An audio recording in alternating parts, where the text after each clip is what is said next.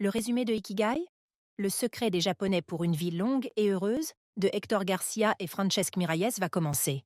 Profitez bien. Point clé 1. Vous aurez une vie longue et heureuse si vous trouvez et vivez dans votre Ikigai. L'ikigai est un concept d'origine japonaise qui signifie trouver le bonheur dans ses occupations. Il explique comment le régime alimentaire et le climat d'Okinawa contribuent à une vieillesse record. L'ikigai tire son nom de deux mots japonais.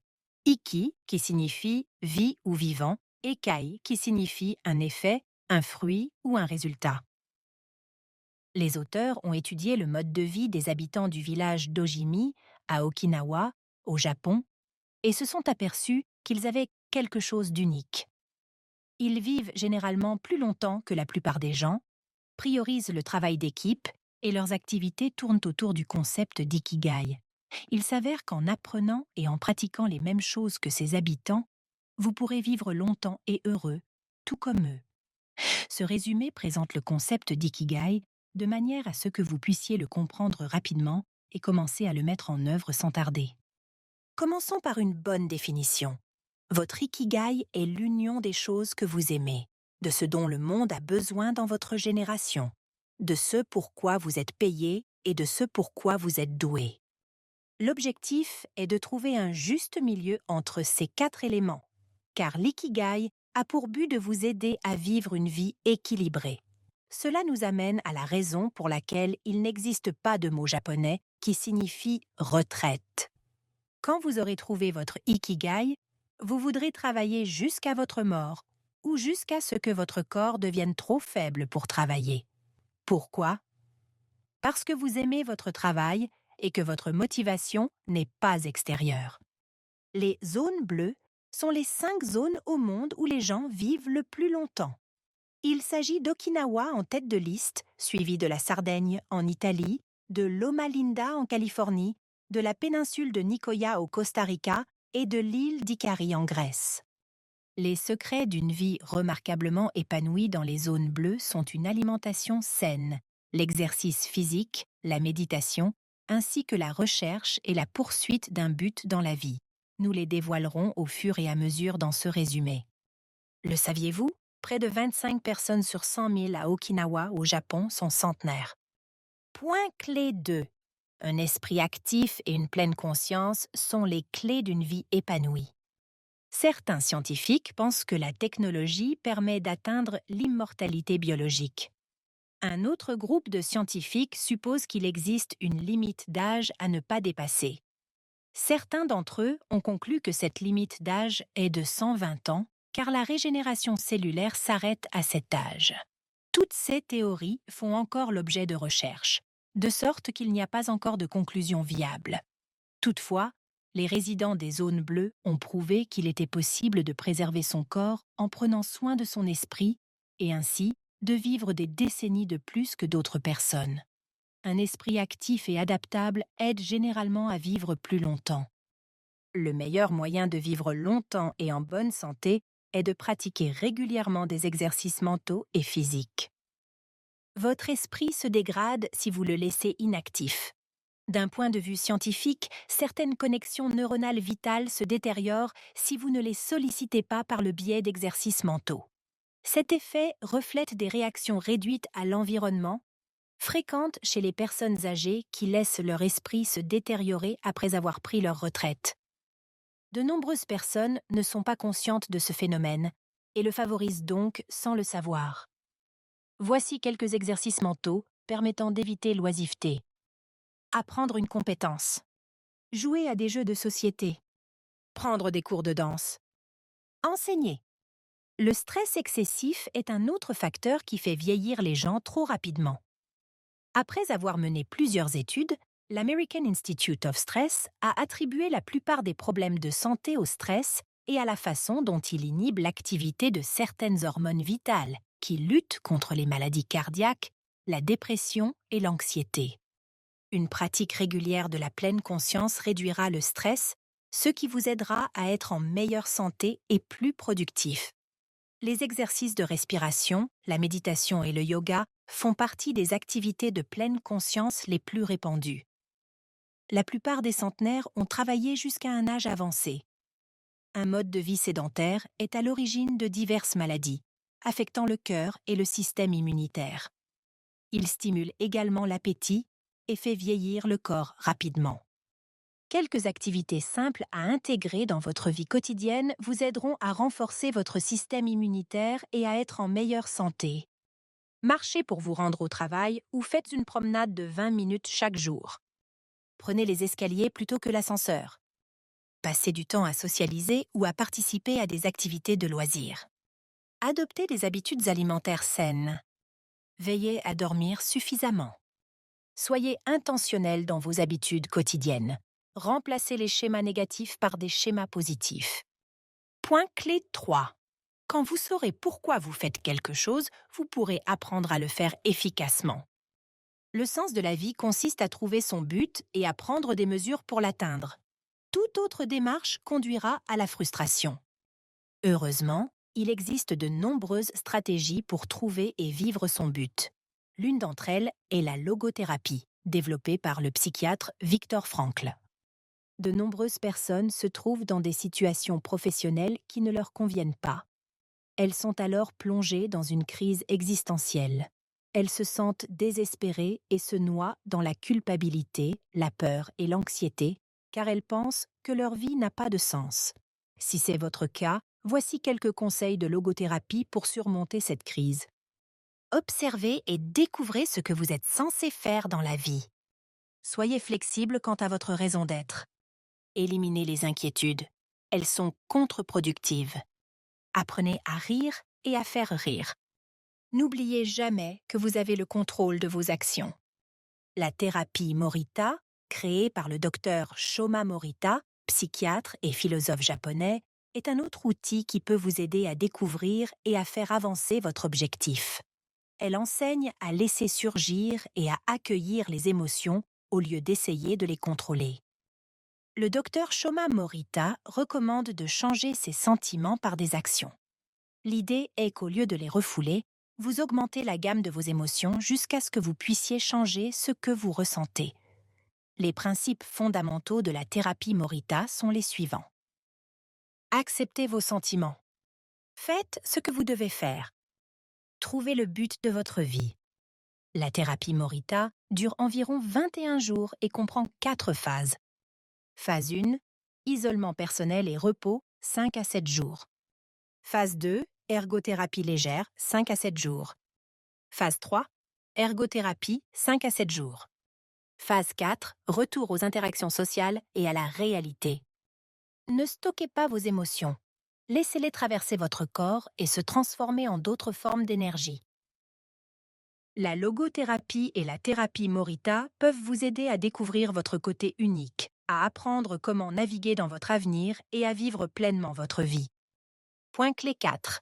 Le temps s'arrête quand vous faites ce que vous aimez. Pour découvrir votre ikigai, il faut d'abord identifier le moment où vous êtes le plus heureux et ce qui vous fait oublier vos soucis. Le psychologue Mihaly Csikszentmihalyi appelle cet état le flow, aussi appelé la zone. Le flow est un état de concentration à 100% quand vous faites quelque chose que vous aimez et pour lequel vous êtes doué, que votre esprit est clair et que vous vous amusez. Indépendamment de ce que vous faites, tout le monde atteint la fluidité par le même processus. Quand vous vous concentrez intensément sur une tâche pendant suffisamment longtemps, vous entrez dans une zone où vous vous sentez totalement immergé par l'action. Owen Schaffer, scientifique de l'Université DePaul et de Chicago, a défini 7 étapes pour atteindre le flow. Restez objectif dans ce que vous faites. Posséder des compétences. Mesurer son niveau de compétence. Avoir une destination en tête. Identifier les obstacles à surmonter. Identifier les compétences nécessaires. Éliminer les distractions. Plusieurs stratégies peuvent vous aider à atteindre plus facilement cet état de flow. Stratégie 1. Choisissez une tâche d'un niveau de complexité considérable. Stratégie 2. Soyez clair sur l'objectif que vous voulez atteindre. Stratégie 3. Concentrez-vous sur la tâche à accomplir. N'essayez pas de faire plusieurs choses à la fois. Choisissez une activité et donnez-vous à fond pour la mener à bien. Nous pensons souvent que le fait de combiner des tâches nous fera gagner du temps, mais les preuves scientifiques montrent que cela a l'effet inverse. Héctor Garcia et Francesc Miralles. Le cerveau a ses limites. Votre énergie est un carburant précieux que vous devez dépenser à bon escient. Plus vous effectuez de tâches simultanément, moins les résultats seront bons. Les scientifiques affirment que le fait d'effectuer plusieurs tâches à la fois diminue la productivité de 60% et le quotient intellectuel de 10 points. Par ailleurs, il est essentiel de se sentir bien pendant l'exécution d'une tâche. Se concentrer sur une seule chose élimine l'anxiété et crée un sentiment de contrôle. Point clé 5. Les précieuses leçons de longévité et d'hygiène de vie des supercentenaires. Un supercentenaire est une personne qui a vécu au moins 110 ans. Actuellement, il y a environ 450 supercentenaires, mais seuls 75 ont eu une confirmation de leur âge. Écouter les supercentenaires permet de comprendre ce que nous devons faire pour rejoindre leur rang. Misao Kawa est l'une de ces personnes. Elle a vécu 117 ans et 27 jours et s'est occupée de ses propres besoins pendant 110 de ces années. Quand on lui a demandé quels étaient ses secrets, elle a répondu qu'il s'agissait d'une alimentation saine et d'un sommeil de qualité. Jeanne Calment est une autre supercentenaire. Elle est décédée à 122 ans en tant que personne la plus âgée de l'histoire. Calment a fumé jusqu'à l'âge de 120 ans, quand elle ne pouvait plus voir pour porter une cigarette à ses lèvres. Jeanne Calment avait un bon sens de l'humour, même à un âge avancé. Walter Breuning, le deuxième homme le plus âgé des États-Unis dont l'âge a été vérifié, est décédé en 2011 à l'âge de 114 ans. Dans une interview accordée à l'Associated Press, il a déclaré que les gens ne devraient jamais avoir peur de la mort, car nous sommes tous nés pour mourir un jour. Si ces supercentenaires nous apprennent quelque chose, c'est que nous devrions tous affronter la vie avec confiance. Soyez trop occupés à vivre une vie saine et productive pour vous préoccuper de la date de votre mort. Essayez d'éviter les choses qui affectent négativement votre santé. Détachez-vous de certaines pratiques du monde moderne et adoptez la sagesse ancienne, comme le concept d'ikigai. Le secret d'une longue vie est de ne pas s'inquiéter et de garder le cœur jeune. Ne le laissez pas vieillir. Membre du village de la longévité. Point clé 6. Le régime alimentaire d'Okinawa est riche en antioxydants et ses habitants accordent une grande importance à la régularité des mouvements corporels. Okinawa est l'une des régions les plus touchées par la Seconde Guerre mondiale. Pourtant, ses habitants se sont rétablis, dépassant les personnes qui vivent le plus longtemps au monde. Comme indiqué dans les chapitres précédents, les habitants d'Okinawa peuvent se vanter d'avoir une alimentation saine.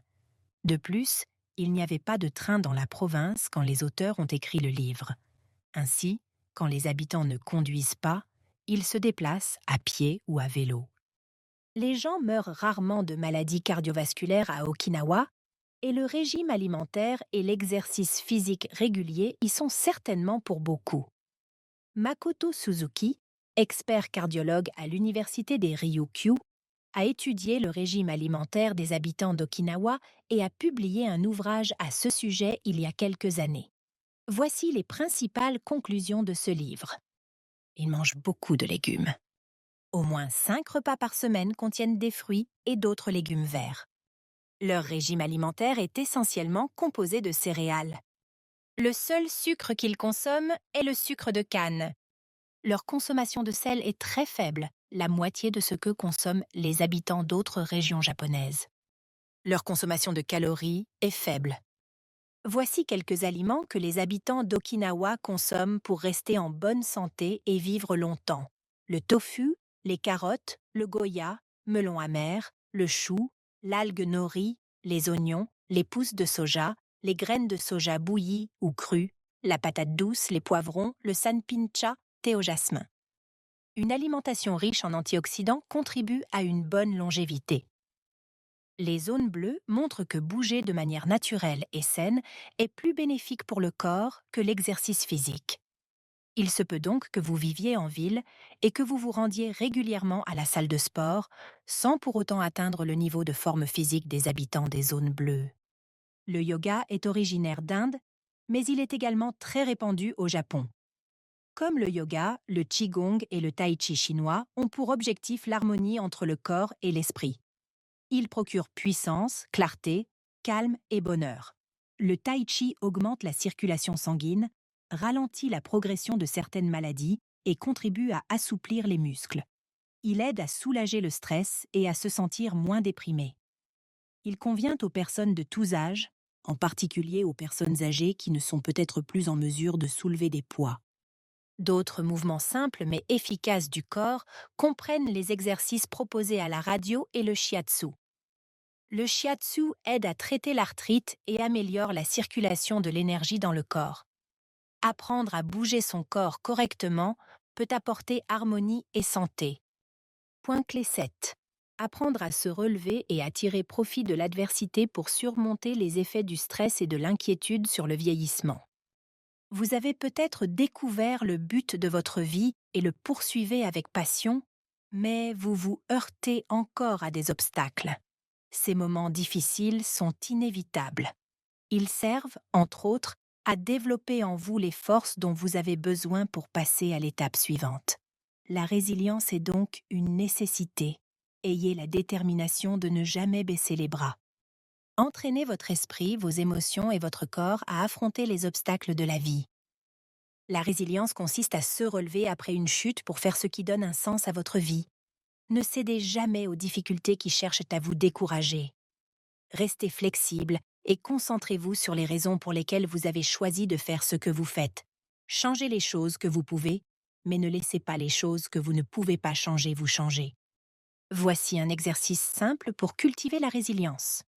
Demandez-vous quel est le pire scénario possible dans une situation donnée. Entraînez-vous ensuite à réagir à cette circonstance extrême si elle se produit. La méditation est une autre pratique qui vous permettra de développer votre résilience. Elle vous aidera à vivre dans le présent et à reconnaître l'impermanence des choses. L'essayiste et analyste du risque Nassim Nicholas Taleb, libano-américain, estime que l'antifragilité est préférable à la résilience. Une personne antifragile tire profit du désordre au lieu de simplement régresser vers un état antérieur. Pour devenir plus antifragile, faites ce qui suit. Soyez proactif en ayant plusieurs sources de revenus, en vous faisant de nouveaux amis, en vous intéressant à de nouveaux centres d'intérêt et en ne vous laissant pas surprendre par la vie. Investissez-vous à fond dans certaines choses et étalez votre investissement dans d'autres. Supprimez les choses qui vous fragilisent. Conclusion du résumé. Des forces puissantes cherchent à nous détourner d'une vie qui a du sens. L'argent, la célébrité, l'attention et le succès en sont quelques exemples. La vie est imparfaite, mais nous pouvons apprendre à faire ce que nous aimons, ce pour quoi nous sommes doués, ce dont le monde a besoin et ce qui est gratifiant en travaillant malgré ses imperfections. Faire ce qui a du sens pour nous peut être un excellent antidote au désespoir. Il n'existe pas de stratégie unique pour se connecter à notre ikigai, car nos situations sont toutes différentes. Cependant, les habitants d'Okinawa nous ont montré quelques indices qui peuvent nous guider dans notre quête de sens. Les habitants d'Ogimi, qui vivent depuis longtemps, partagent leur sagesse à travers ces 10 principes. La curiosité et l'intuition sont des guides internes puissants qui vous aident à trouver votre ikigai. Ne les perdez pas de vue. En outre, occupez-vous en faisant ce qui vous rend heureux et donne un sens à votre vie. Continuez à faire des choses qui ont de la valeur et qui façonnent le monde autour de vous jusqu'à votre mort. Arrêtez de vivre à 100 à l'heure et profitez d'une meilleure qualité de vie. Mangez un peu moins que votre faim ne le demande. Gardez des amis avec qui vous pouvez partager vos soucis et vos bonnes histoires. Faites de l'exercice pour libérer les hormones qui vous rendent heureux. Souriez souvent. Vous aurez davantage d'amis et vous verrez plus facilement un monde empli de possibilités. Connectez-vous à la nature pour recharger vos batteries. Maintenez une attitude de gratitude. Faites en sorte que chaque jour compte et laissez le passé dans le passé. Découvrez la passion qui est en vous et qui donne un sens à vos journées. À essayer! Prenez le temps de trouver et de vous connecter à ce que vous aimez, à ce pourquoi vous êtes doué, à ce dont le monde a besoin et à ce pourquoi vous êtes payé. L'alignement de votre objectif est un excellent moyen de mener une vie épanouie. Résumé fini. Prenez le temps de l'évaluer afin que nous puissions vous aider à vous développer de la meilleure façon possible.